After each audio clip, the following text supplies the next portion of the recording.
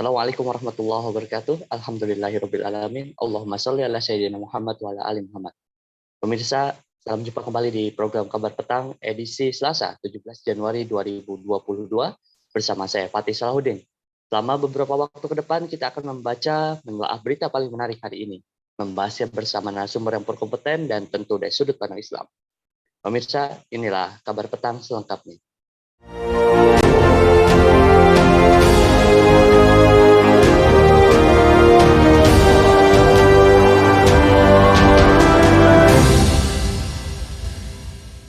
Rancangan Undang-Undang Ibu Kota Negara RUU IKN belum lama dibahas di Dewan. Namun, rencananya Selasa 18 Januari depan, RUU tersebut disahkan di rapat paripurna DPR.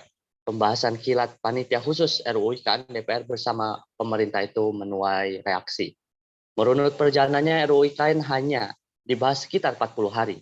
Itu dihitung sejak kali pertama kali Pansus RUU IKN ditetapkan pada 7 Desember 2021. Selama pembahasan, Pansus kerap menggelar rapat maraton. Rapat-rapat ini tidak jarang dilakukan sedari pagi hingga menjelang tengah malam, bahkan di hari libur. Selain itu, kata Wahyu, belum ada partisipasi publik yang bermakna. Pansus dinilai tidak melibatkan unsur-unsur publik secara komprehensif. Pembahasan tidak melibatkan semua unsur masyarakat, baik petani, nelayan, masyarakat adat, perempuan, maupun organisasi masyarakat sipil, jelas Wahyu. Manajer kampanye ekosistem esensial Wahana Lingkungan Hidup Indonesia (WALHI), Wahyu Aperdana mengatakan cepatnya pembahasan RUU IKN rawan mengulang inkonstitusionalitas Undang-Undang Cipta Kerja. Ada potensi cacat formil terkait dikebutnya pembahasan RUU tersebut. Mengapa RUU IKN ini dikerjakan terburu-buru? Apakah nyambung antara target dan tujuan? Apakah proyek IKN dikerjakan secara transparan? Untuk membahasnya kami telah terhubung dengan Bung Ria dari Hilmi. Assalamualaikum Bung Rian. Waalaikumsalam warahmatullahi wabarakatuh. Bung Rian, bagaimana kabarnya? Alhamdulillah, baik Kang Fatih. Baik, Bung Rian, mohon izin untuk langsung menanyakan pertanyaan pertama di program diskusi kita pada hari ini. Ya. Bung, pemerintah dan DPR sedang mengebut pengesahan rancangan Undang-Undang Ibu Kota Negara atau RUU IKN itu menjadi undang-undang. Mereka punya waktu 40 hari sejak Pansus RUU IKN terbentuk sejak 7 Desember 2021, Bung. Ya. Apakah cara kerja DPR pemerintah terlalu terburu-buru? Apa motifnya? Ya, Bismillahirrahmanirrahim. Assalamualaikum warahmatullahi wabarakatuh. Pertama, kalau kita bicara tentang proses ya, sebenarnya tentu bisa difahami bahwa memang rencana untuk perpindahan ibu kota negara ini membutuhkan apa yang disebut dengan payung hukum, begitu ya. Nah, tentu payung hukumnya tadi adalah termaktub di dalam RUU ya IKN ini sendiri, dan tentu sesuatu yang akan ditempuh ya secara proses ya agar kemudian diselesaikan, sehingga dari situlah kemudian legalisasi ya dari rencana tersebut akan kemudian bisa memiliki payung hukum. Tetapi yang justru menjadi masalah memang kalau kita lihat ya, saya kira bukan hanya kasus RUU IKN ya, hampir semua undang-undang ya atau rancangan undang-undang saat ini ya itu banyak yang kemudian juga mengalami proses yang sama.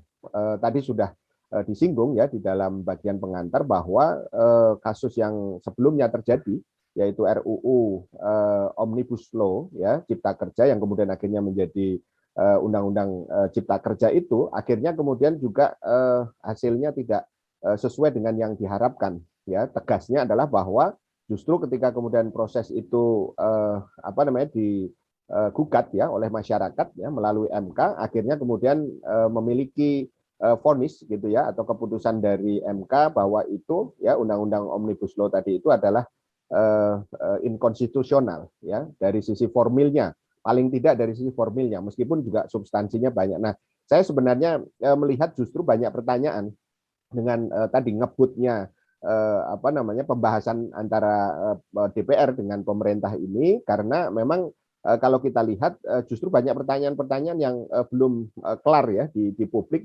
yang seharusnya kemudian itu dijelaskan gitu ya dengan gamblang, dengan transparan ya. Karena apa? Karena kalau kita lihat motifnya, maka sesungguhnya secara hukum bisa dipastikan mereka membutuhkan tadi legalitas ya di dalam melakukan aktivitas rencana pemindahan ibu kota itu. Tapi perlu saya juga garis bawahi bahwa apa yang kemudian terjadi dengan rencana ini sebenarnya tidak merupakan sesuatu hal yang seharusnya dibuat dengan buru-buru, begitu ya. Kenapa? Karena saya ingin kutipkan beberapa informasi, misalnya bahwa alasan pemilihan tempat gitu ya, yang kemudian sekarang ini di Kalimantan Timur ya, ketepatnya di Penasar Tajam Utara ya, yang ada di situ, kita bisa lihat bahwa di sana konon katanya minim ya resiko bencana gitu ya. Lokasinya di tengah Indonesia ya, dekat dengan perkotaan yang sudah berkembang ya, Balikpapan dan juga Samarinda, kemudian infrastrukturnya relatif lengkap begitu ya, dan juga kemudian tersedia lahan negara begitu ya. Nah, tahapannya itu sebenarnya memang saya melihat ada kecenderungan mengejar tahun 2024 karena memang apa namanya, kalau dilihat dari tahapannya itu sebenarnya banyak yang sudah apa ya, sudah terlambat begitu. Ya, misalnya saya ingin katakan tahun 2019 itu seharusnya sudah persiapan RUU dan penetapan ibu kota baru ya, tahun 2020 itu persiapan undang-undangnya.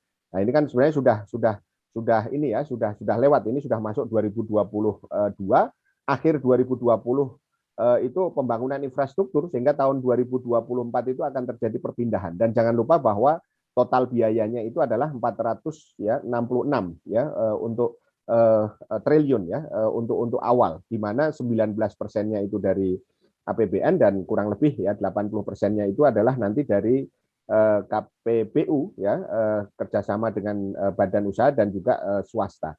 Artinya begini, bahwa poin utamanya itu justru tidak perlu membutuhkan ya sikap yang buru-buru tadi itu. Jadi ini sebenarnya banyak menimbulkan pertanyaan. Itu yang saya kira terjadi, Bung Fatih.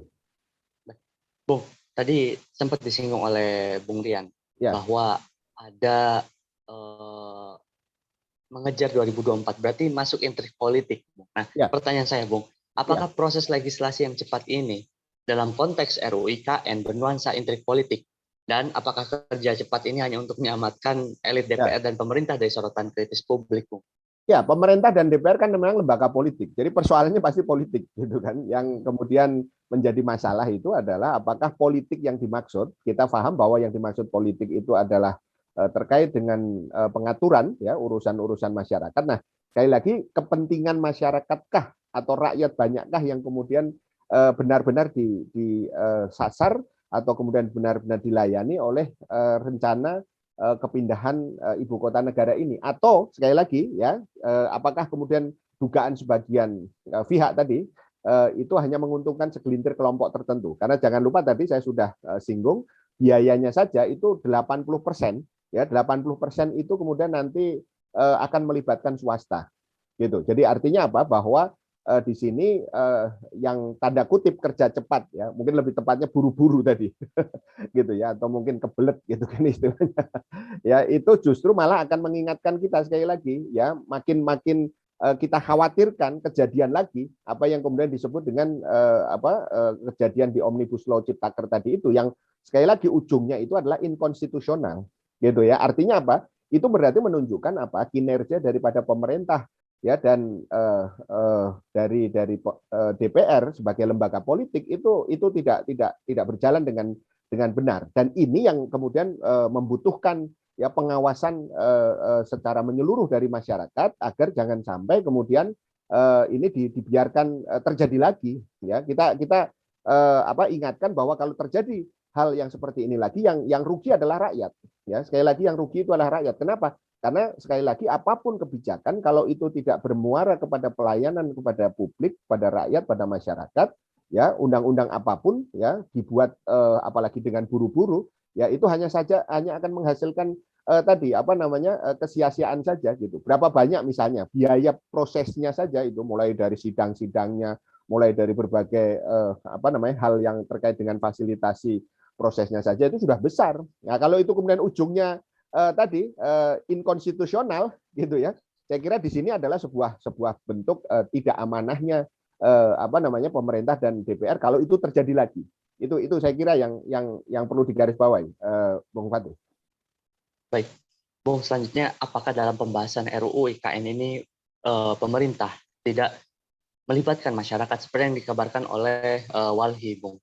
Ya, Dan saya ya ya ya silakan, Bung. ya saya lihat ini dari awal memang masyarakat itu tidak dilibatkan, ya karena apa? Kita tahu undang-undang ini tahu-tahu kemudian muncul setelah kemudian ada satu apa namanya katakanlah lontaran gagasan gitu ya dari presiden begitu ya, yang kita juga jadi sangat-sangat khawatir sebagaimana kasus yang juga terjadi sebelumnya ya. Kita tahu misalnya terkait dengan proyek ya kereta api cepat Cina gitu ya dari Jakarta Bandung ya, itu kan sangat heboh ya pada saat itu, dan tahu-tahu apa namanya istilahnya itu gagasan itu dieksekusi saja gitu ya, tanpa ada keterlibatan masyarakat, atau kalaupun ada sangat sedikit, saya katakan minim untuk tidak menyebutkan tidak sama sekali begitu kan yang ada di situ. Sehingga dari sini saya melihat ini sekali lagi tadi sebagaimana yang ditanyakan akan berpotensi ya untuk kemudian apa namanya mengalami tadi kemangkrakan kalau dilihat dari sisi apa namanya fisiknya begitu ya, dan secara strategis ini akan sangat rawan untuk ditunggangi oleh kepentingan-kepentingan kapitalis, karena merujuk tadi apa yang saya sampaikan, dari 466 triliun biaya yang akan dilakukan itu kurang lebih 80%-nya itu adalah kerjasama badan usaha dan swasta. Jadi negara hanya mampu menyediakan tadi kurang lebih sekitar 20%. Itu juga kalau kemudian apa namanya ada secara real, karena kemudian banyak itu diambilnya ya berdasarkan rancangan undang-undang itu adalah dari salah satunya adalah penjualan aset-aset negara yang ada saat ini. Itu kira-kira. Baik, Bung. Bung, masyarakat tidak dilibatkan atau seperti yang Bung Rian katakan, walaupun ada sangat sedikit. Ya. RU-nya dikebut, Bung. Ya. Lalu 80% dana itu dari swasta, Bung. Lantas, proyek pindah ini untuk siapa, Bung? Apakah nyambung antara target dan tujuan? Iya, kalau pertanyaan Bung Fatih tadi itu disampaikan untuk siapa, yang paling tahu ini tentu presiden.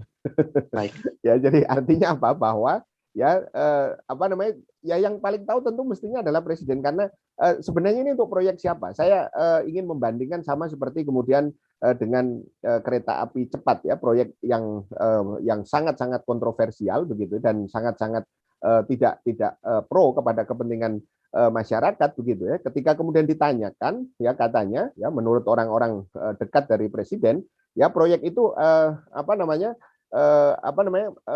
inisiatifnya dari presiden gitu kan, tapi pertanyaannya apakah bermanfaat untuk masyarakat ya, itu yang menjadi masalah. Nah, kembali kepada kasus IKN ini ya, ibu kota negara ini, pertanyaannya apakah kita ini sudah sangat genting untuk kemudian pindah ya dalam konteks ibu kota, walaupun nanti dalam konteks rancangan undang-undang itu Jakarta itu tetap akan difungsikan sebagai pusat bisnis gitu ya dan usaha, sementara yang di sana dipindahkan itu adalah fungsi-fungsi pemerintahan ya. Jadi saya kira presiden nampaknya ingin mengejar apa yang disebut dengan legacy gitu ya. Jadi nanti kalau saya sudah selesai ya itu tuh anu saya gitu ya, kira-kira peninggalan saya gitu kan kira-kira. Tetapi sekali lagi kalau kemudian tadi pertanyaannya apakah ini terkait antara target dan kemudian tujuan, saya kira ini jauh panggang dari api. Maksudnya apa? Urgensi daripada kepindahan ibu kota, walaupun itu hanya pada aspek kepemerintahanannya, fungsi pemerintahannya,